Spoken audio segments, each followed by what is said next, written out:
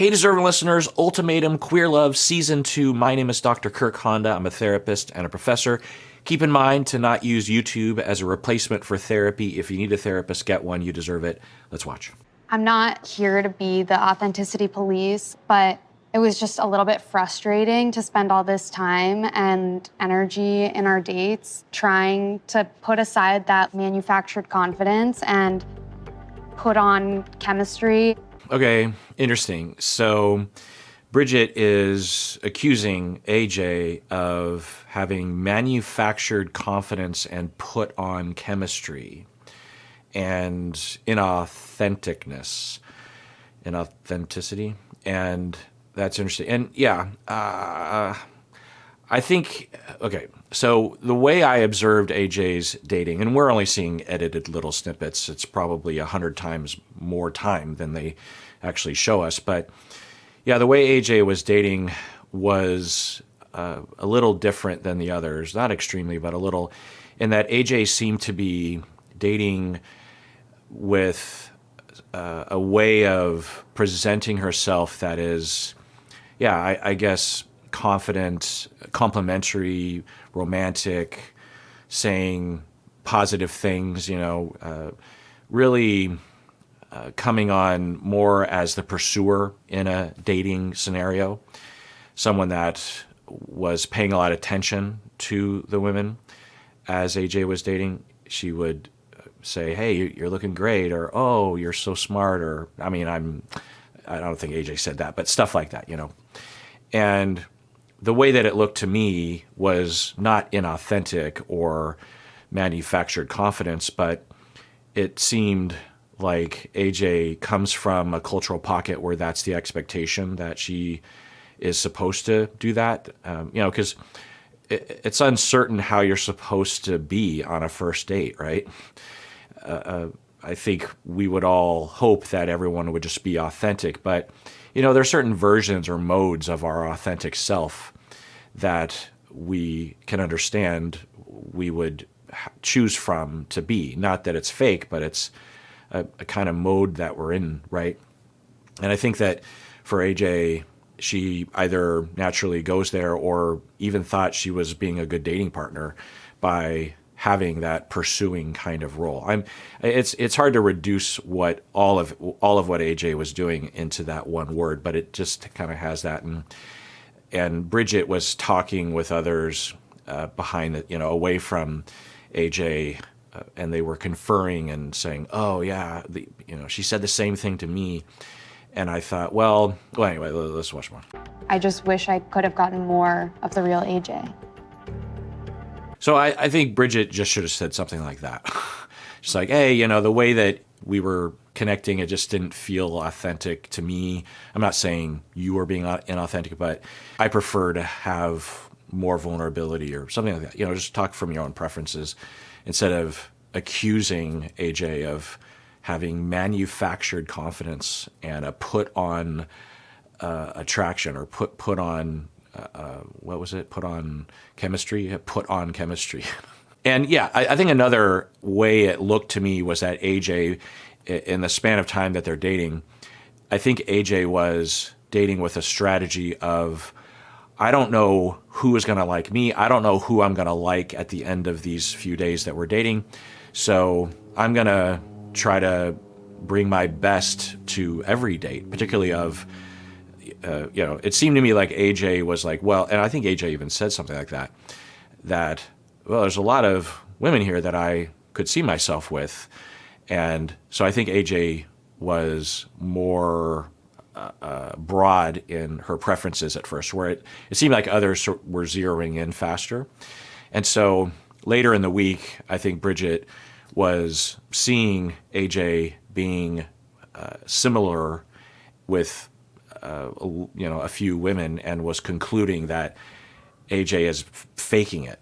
Whereas I think AJ was just like, well, I'm into all three or all five of these women. I don't know which one yet, so I'm gonna try to win them over I'm not gonna prevent them from dating other women, but I'm gonna try to bring my best game to the table. I was growing frustrated, hearing from other people that you were having the same conversation, doing similar things in dates. Yeah, and they showed us a bit of that conversation, and I was thinking, well, yeah, it could be fake, right? But it also could just be a function of the fact that as you're dating eight different women, or no, so it's 12, 10. So you're dating 12 women that you are running out of new things to say. That it would be weird if every conversation was completely unique, especially in the beginning when you're like, okay, tell me about your family or tell me about your career. There's just certain things that are commonly said in the beginning to, at the very least, break the ice. So I just wish Bridget would just talk from her own preferences instead of drawing conclusions about AJ. We all are compatible in some shape or form. And if I have actual form connections with others, that proves the process. Right. I think that's a good defense. AJ is essentially saying what you're saying is that I'm being fake and leading a lot of women on. What I'm saying is I was connecting with a lot of women. It wasn't just one, right? It was a handful of women that I could relate to. We could relate to each other. So if you were observing that, then that's what it was. It wasn't me being fake the whole time. Now, it's possible that AJ was being quote unquote fake. I don't know. The other thing is everyone's being fake to some extent, not like fake lying, but it's such an artificial scenario. It's like, okay, you're now breaking up, and now while your ex or the person you totally love is across the room hitting on someone else, you now have to find someone to pick, right? In a real scenario, if you did actually break up, you would go on dates. One, your ex wouldn't be in the room and you wouldn't be looking at your ex. And two, you would have time to just, build feelings for someone naturally. You don't have to pick someone after a few days, So it's all fakery. It's all gamemanship, right? Because they also, I'm guessing, are concerned, what if no one chooses me? What if I not get, how do I stick out from the crowd on some level? So yeah, I mean, now I think there were different approaches to it, right? Some people were more authentic, right? And some people might not have been as. So I don't know. I just wish Bridget would just speak from her own preferences, which is fine. She's totally free to have her preferences, but to make conclusions about AJ, I don't think that's necessarily fair. It was more just a conversation that I had with Pilar where we were talking about some of the things that happened during dates. I don't want it to be me villainizing you. That's not how I feel. To say out loud, hey, I'm hearing similar conversations. Everyone's having a similar conversation. Okay, Right. Now, Bridget isn't being totally clear about what Bridget started with the accusation of, what was it, put on chemistry and manufactured confidence. So that's pretty strong words. But as Bridget continues, I'm trying to understand what she's trying to clarify. And also she's dragging Pilar in. I mean, maybe Pilar doesn't want that to be out there. And also this is a tendency that people will do when they're trying to defend their position. They will triangulate, as we say, by saying, well, everyone else is saying that, or so-and-so agrees. Just stand on your own 2 feet and just say, well, maybe I'm wrong, but this is what I thought, or this is how I feel. You don't have to drag other people into it. can be very frank. Everyone who's connected with you has talked about this intensity and this attraction and this chemistry. And wow, that escalated quickly. The triangulation escalated quickly. So it went from, well, Pilar and I were talking about you and we agree, to everyone. Everyone? So Bridget, you went around to everyone and they all agreed with everything that you're saying? I mean, maybe that's the case, but yikes. That would be horrible to say to someone. We all agree that you have manufactured confidence and a put-on chemistry, and that you're not here authentically, or you're fake, or you're lying, you're deceiving or something. I mean, I'm extending what Bridget was saying, but yeesh. It felt like a lot of your ways of connecting were kind of physical, and I noticed that because I wasn't quite ready for that. It's so weird to kind of hear you say like, hey, I didn't feel like we got there. Okay, so if Bridget wanted to have that preference of you were dating in a physical way, putting forward physicality and sexuality, and that's just not my preference. Okay, Bridget, totally. You're totally fine to have that preference. But to say everyone agrees that you were being too physical, too sexual in the dates, which it didn't look super sexual. We're only seeing little bits and pieces, and I did notice that AJ was having innuendos, and from my memory, it was reciprocated by people. But AJ would, say, I seem to remember one of the women were like, yeah, I wore this one costume this one time, and it was this skimpy outfit, and AJ was like, oh, I'd like to see that, or I could do some stuff with that, or I don't know, something like that. And it seemed to be reciprocated. Now we can't know, but you're dating, so that's the point, is to flirt and to get that going. Now there's a line, right? And so it sounds like for Bridget that just wasn't her preference. Okay, fine. But to say that everyone agrees that you were too physical forward in dating, that's quite an accusation. Because I feel like on our third date, we got really close and talked about deep issues and talked about what it is that AJ is searching for in a marriage in general. Right.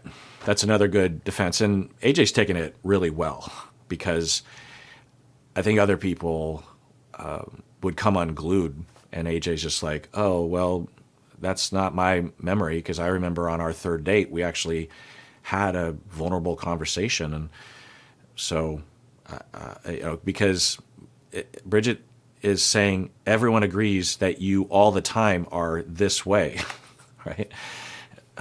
If Bridget just would have said, yeah, I'm not feeling it with you, AJ, and I guess if I had to put words to it, it's because you were more physical forward, and it's just not really what I'm looking for, I think. I'm just looking for someone that has a different sort of authenticity, someone more vulnerable or something. But maybe that's just me. That's totally fine. But to say, we've all agreed that you're this way. You became very vulnerable. I'm so proud that you actually trusted me enough to really dig deep. And it's incredibly forthcoming and very... Yeah, so apparently not everyone agrees with you, Bridget, because the next person they talk to, Marie, is talking about how vulnerable AJ became. The other thing I should say, and I'm guessing some of you were thinking about this, maybe even commenting below to remind me, that AJ earlier during the dating on the beach scene, I think, said that because she's a military brat, right? Look at my notes. AJ, military brat, right? So she says herself that she had to become a chameleon to fit in. So the fakery or the not being authentic might be a part of AJ's survival skill. Now, that doesn't mean that Bridget has to be okay with that, but it might even validate Bridget a little bit, right? But the fact that AJ with someone on a date was able to disclose that, and talked about that. So anyway, it's because I was wondering, I was like, wait, is everyone going to be like, yeah, we agree with Bridget that AJ was fake the whole time? It seems like that's falling apart pretty quickly. Again, if Bridget just wanted to state her preferences, totally fine. But to drag everyone else in and to make accusations, that's a leap. And I would say that says more about Bridget than it does about AJ, or at least to me. AJ, who do you choose? And you know I'm gonna take all the glory, so be ready. Marie. Okay, that's interesting. I'm always suspicious of the cutaway edit scenes. It seems like, in all likelihood, when they do these kinds of scenes, looking at Haley, they are inserting scenes that didn't exist at that point in time, but who knows? So to catch you up, AJ had 2 women choose her, Marita and Marie, and AJ had, I'm forgetting the format of the show, honestly, because I don't remember it playing. I seem to remember from the previous Ultimatum shows that coming to this, formal choosing ceremony, they had already conferred with each other. Are you going to choose me? Okay, I'll choose you, that kind of stuff. So that doesn't seem to be happening at all. Everyone just seems to be, at this point, declaring for the first time, and no one has any idea what anyone's going to say. I guess that makes it more exciting. Maybe the production even tells them to do that. Anyway, so AJ chose Marie, which kind of flies in the face of Bridget's accusation, because AJ and Marie were more intimate and more vulnerable. So AJ is choosing that, right? Anyway, so all right.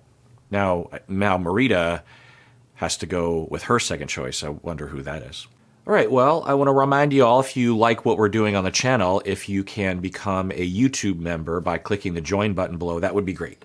Only if you can afford it, only if you want to, but I wouldn't be here if people didn't continually sign up, because people are always canceling, so I always need a new batch. I get nervous every month.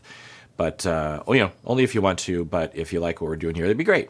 And or a patron, or both, Sometimes people do both to get access to both the exclusive content on YouTube and on Patreon. But anyway, thanks. Or upper tier is always great too.